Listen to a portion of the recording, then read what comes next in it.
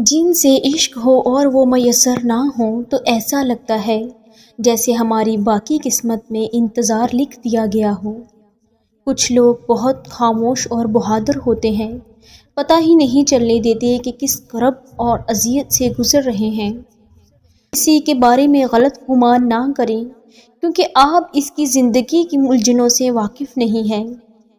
وقت انسان کو نہیں بدلتا، نہ ہی علم۔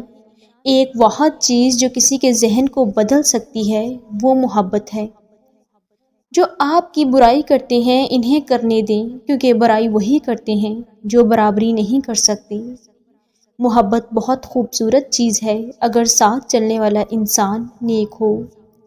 کسی کی زندگی سے نکل جانا اور بات ہے، لیکن اپنی جگہ کو بڑی آسانی سے پر ہوتے دیکھنا بہت اذیت ناک ہوتا ہے۔ کسی کو نظر انداز کرنا اس کو ذہنی موت دینے کے برابر ہے۔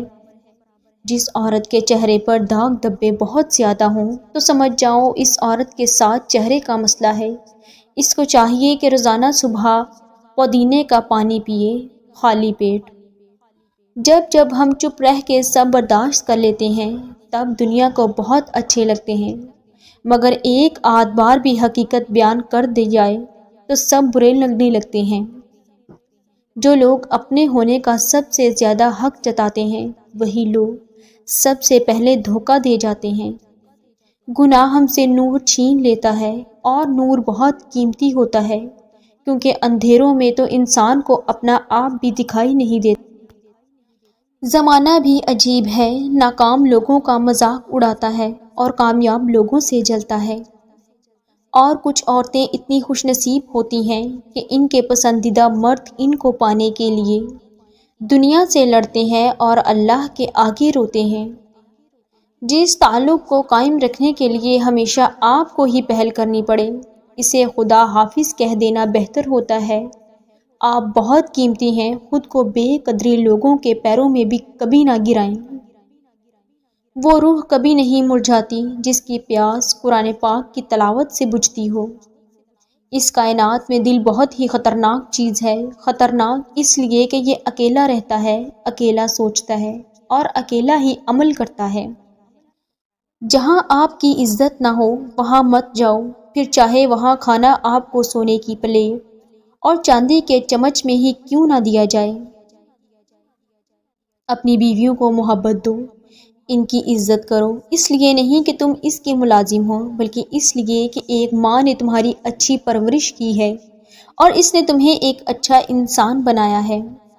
ہمارے اطراف میں خوبصورت چہرے تو بہت مل جاتے ہیں مگر خوبصورت سیرت بہت کم میسر ہے۔ اللہ نے عورت کو مرد کی پیشانی سے نہیں بنایا کہ وہ اس پر حکومت کرے اور نہ ہی اس کے پاؤں سے بنایا کہ اس کی غلامی کرے، بلکہ مرد کی پسلی سے بنایا تاکہ وہ اس کے دل کے قریب رہے۔ عورت کی کنجوسی مرد کو شہنشاہ بنا دیتی ہے اور مرد کی کنجوسی عورت کو بھکاری بنا دیتی ہے۔ ایک مرد کا خواب ہوتا ہے کہ اسے ایک پرفیکٹ بیوی ملے اور ایک عورت چاہتی ہے کہ اسے پرفیکٹ شوہر ملے، مگر وہ یہ نہیں سمجھتے کہ اللہ تعالیٰ نے انہیں ایک دوسرے کو مکمل کرنے کے لیے بنایا ہے۔ عورت کی محبت کا کوئی ثانی نہیں، مرد کی خوشی کے لیے اپنی خواہشات اور عادات بھی مرد کی پسند کے مطابق کر لیتی ہے۔ جب ایک مرد اپنی بیوی کا ہاتھ تھامتا ہے تو پھر بیوی کو تحفظ کا جو احساس ہوتا ہے وہ احساس دنیا کی سب سے خوبصورت چیز ہوتی ہے۔ بانو قدسیہ اپنی کتابوں میں لکھتی ہیں کہ اگر آپ کسی بہادر عورت سے محبت کرتے ہیں تو اس کی مسکراہٹ آپ کے سارے غم کھا جائے گی۔ جب مرد اور عورت کے درمیان سچی محبت جنم لیتی ہے تو دو نشانیاں ظاہر ہوتی ہیں، ایک دوسرے کے لیے جان دینے کو تیار ہو جاتے ہیں اور نکاح کی خواہش جاگتی ہے۔ وہ مرد عورت کو کھونے سے اتنا ڈرتا ہے کہ رات کو نیند تک نہیں آتی جس مرد کو عورت نے ترسا ترسا کر محبت دی ہو۔